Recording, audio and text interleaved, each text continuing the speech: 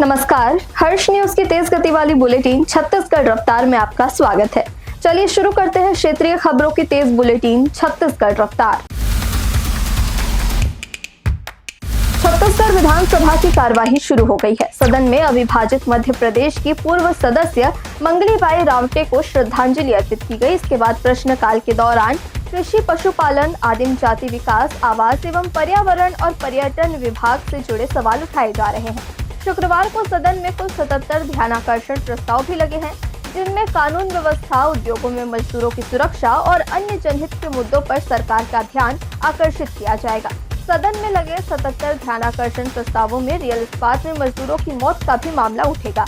जिला बलौदाबाजार के बकुलाही में स्थित इस फैक्ट्री में सुरक्षा मानकों में हुई लापरवाही को लेकर इस घटना के लिए सरकार से जवाब और कार्रवाई की स्थिति पर जानकारी मांगी जा सकती है।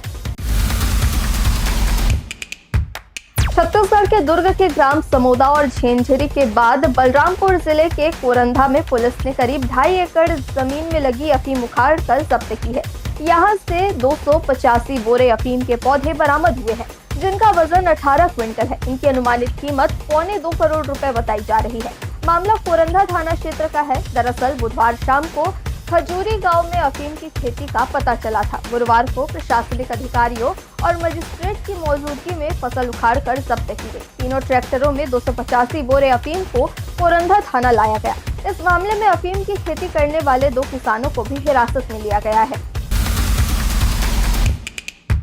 छत्तीसगढ़ में मार्च के पहले पखवाड़े में ही तेज गर्मी पड़ रही है। राजनांदगांव में पारा 40 डिग्री पहुंच गया है। प्रदेश में अधिकतम तापमान सामान्य से 2 से 4 डिग्री तक बढ़ा हुआ है। अगले 48 घंटे में तापमान में कोई विशेष बदलाव आने की संभावना नहीं है। हालांकि आज से 3 दिन यानी 13, 14 और 15 मार्च को बस्तर संभाग के कुछ जगहों पर गरज चमक के साथ 40 से 50 किलोमीटर प्रति घंटे की रफ्तार से हवा चल सकती है। इस दौरान कहीं कहीं हल्की बारिश की भी संभावना है। इससे तापमान में 3 से 5 डिग्री की गिरावट आ सकती है। मौसम वैज्ञानिकों के मुताबिक झारखंड में बने बारिश के सिस्टम के असर से बस्तर में बारिश की स्थिति बन रही है। छत्तीसगढ़ के कांकेर जिले में बॉयफ्रेंड गर्लफ्रेंड ने कीटनाशक पीकर आत्महत्या कर ली। दोनों की लाश खेत में मिली। शादी नहीं होने से नाराज कपल ने जान दे दी। मामले में पुलिस ने मर्ग कायम कर जांच शुरू कर दी है। मामला छोटे बेटिया थाना क्षेत्र का है। मृतकों की पहचान लक्ष्मीपुर में रहने वाले राकेश अचला और जावेली की रहने वाली कुमारी जगवती बडडे के रूप में हुई है। बताया जा रहा है कि दोनों रिश्ते में मामा भांजी लगते थे। दोनों के रिश्ते से घरवाले नाराज थे। दरअसल राकेश और जगवती एक दूसरे को पसंद करते थे। दोनों शादी करना चाहते थे, लेकिन परिजन इसके लिए तैयार नहीं थे। 11 मार्च की रात दोनों टेकामेटा के रहने वाले नाथू दुगा के खेत पहुंचे, जहां उन्होंने कीटनाशक पी लिया, जिससे दोनों की मौत हो गई। दुर्ग जिले के बीजेपी नेता विनायक ताम्रकार से जुड़े अफीम की अवैध खेती मामले में पुलिस ने चौथे आरोपी को गिरफ्तार किया है। आरोपी राजस्थान के जोधपुर का रहने वाला है। जांच में सामने आया कि खेती के लिए अफीम के बीज राजस्थान से मंगाए गए थे। छोटू राम नाम का व्यक्ति आरोपियों को बीज उपलब्ध कराता था। पुलिस ने उसे 12 मार्च को जोधपुर से गिरफ्तार किया है। इस मामले में पुलिस पहले ही 3 आरोपियों को गिरफ्तार कर चुकी है। इनमें बीजेपी नेता विनायक ताम्रकार निवासी टेमरापारा दुर्ग, विकास बिश्नोई निवासी मतोड़ा जिला जोधपुर राजस्थान, मनीष उर्फ गोलू ठाकुर निवासी समोदा शामिल है। तीनों को 7 मार्च को गिरफ्तार किया गया था। घटना के बाद कुछ आरोपी राजस्थान भाग गए थे। वहां मोबाइल फोन बंद करके छिपे हुए थे। जरूरत पड़ने पर ही मोबाइल चालू करते थे। इसी कारण चौथे आरोपी तक पहुंचने में पुलिस को समय लगा। मामले में एक आरोपी अभी भी फरार है।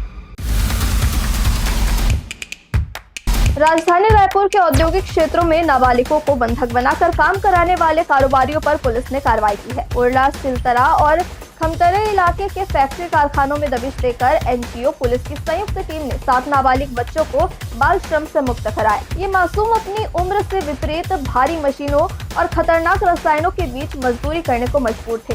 जिन संस्थानों में छापेमारी की गई उसमें Sony plywood industry, Shamrock overseas private limited, Indrakshi polyplaster LLG plant और सन लॉजिस्टिक एंड डिस्ट्रीब्यूट शामिल है। राजधानी रायपुर में पुलिस कमिश्नरेट प्रणाली लागू होने के बाद ड्रिंक एंड ड्राइव पर सख्ती शुरू हो गई है। इसके तहत शहर के अलग अलग इलाकों में जांच अभियान चलाकर शराब पीकर वाहन चलाने वालों के खिलाफ यातायात पुलिस लगातार कार्रवाई कर रही है। जनवरी से मार्च तक नशे में वाहन चलाने वाले 949 चालकों पर कार्रवाई की गई है। इसमें जनवरी में 130, फरवरी में 279 और मार्च में अब तक 540 वाहन चालकों पर कार्रवाई हुई है। यातायात पुलिस के मुताबिक सड़क दुर्घटनाओं में कमी लाने और यातायात व्यवस्था को सुरक्षित बनाने के उद्देश्य से यह विशेष अभियान चलाया जा रहा है। सालों से जिनका बिजली बिल बकाया चल रहा है और उन पर भारी भरकम जुर्माना लगाया गया है, उनको राहत देने के लिए समाधान योजना शुरू की गई है। इसके तहत जुर्माने की राशि पूरी तरह से माफ कर दी जाएगी। मूल बिल की राशि में भी 75% तक छूट देने का प्रावधान किया गया है। इस योजना की महत्वपूर्ण बात यह है कि बकाया जमा कर देने के बाद संबंधित उपभोक्ता को 200 यूनिट तक बिजली बिल हाफ योजना का लाभ मिलने लगेगा। अभी तक ऐसे बकायादारों को 200 यूनिट की बिजली का लाभ नहीं दिया जा रहा था। मुख्यमंत्री विष्णुदेव साय ने मुख्यमंत्री बिजली बिल समाधान योजना की शुरुआत की। बिलासपुर में कलेक्टर की सख्त चेतावनी के बावजूद गैस सिलेंडर की जमाखोरी और ब्लैक मार्केटिंग हो रही है। शहर से लगे कोनी और सिरगिट्टी क्षेत्र में किचन केयर और किराना स्टोर में छापेमारी कर 126 घरेलू गैस सिलेंडर बरामद किए गए हैं। जांच के दौरान गैस निकालने के उपकरण भी मिले। इसके बाद संबंधित लोगों पर आवश्यक वस्तु अधिनियम के तहत कार्रवाई का दावा किया गया है। दरअसल गैस सिलेंडर की कालाबाजारी पर रोक लगाने के लिए जिला प्रशासन ने कार्रवाई तेज कर दी है। कलेक्टर के निर्देश पर खाद्य विभाग की टीम ने लगातार दूसरे दिन शहर में अलग अलग इलाकों में छापेमारी की। इससे पहले बुधवार को हुई कार्रवाई में 72 गैस सिलेंडर जब्त किए गए थे। छत्तीसगढ़ रफ्तार की आज की बुलेटिन में बस इतना ही। अपने आसपास की खबरों से जुड़े रहने के लिए हमेशा बने रहे हर्ष न्यूज के साथ। नमस्कार।